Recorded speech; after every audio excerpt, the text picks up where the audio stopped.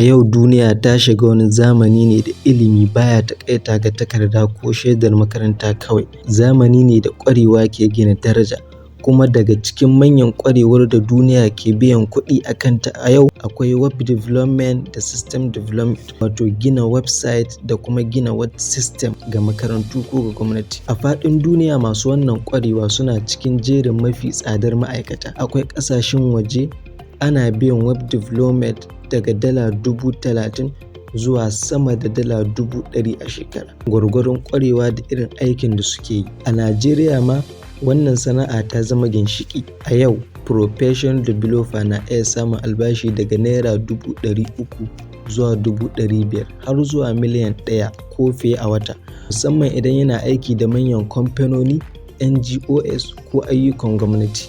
Abin da ya fi wannan muhimmanci shine ba sai ka jira aiki ya zo wurinka ba. Da wannan ƙwarewa kai ne kake neman irin aikin da za ka yi, kuma kake zaɓar inda za ka yi shi. A kowace jiha, a kowace ƙaramar hukuma akwai makarantu da suke buƙatar portals, akwai kasuwanci da suke buƙatar website, akwai kamfanoni suke buƙatar system, akwai NGOs da suke buƙatar digital solution, har ma da hukumomin gwamnati da suke buƙatar tsarin da zai rage asarar kuɗi da inganta aiki. Wannan yana nufin duk inda kake akwai aiki a gabanka. Abinda wannan ilimin yake yi shine yana baka damar dogaro da kanka, yana baka damar gina rayuwarka, har ma yana baka damar ɗaukar wasu mutanen aiki. Wannan ƙwarewa ba kawai za ta ciyar da kai ba, wannan ƙwarewa za ta ciyar da wasu da kake koyarwa. Za ta iya zama sana'ar da za ta gina al'umma baki ɗaya. A Ayuba Digital Skills ba muna koyar da theory kawai bane.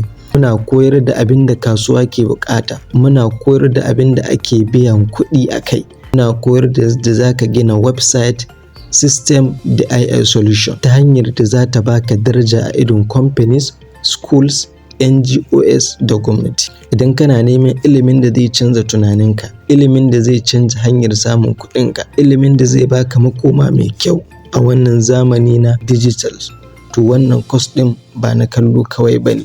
Course ne na rayuwa. Wannan sana'a ce da duniya ta riga ta amince da ita. Tambayar kawai ita ce, kana shirye ka zuba jari a kanka ne, ko kuma ka bar damar ta wuce ka?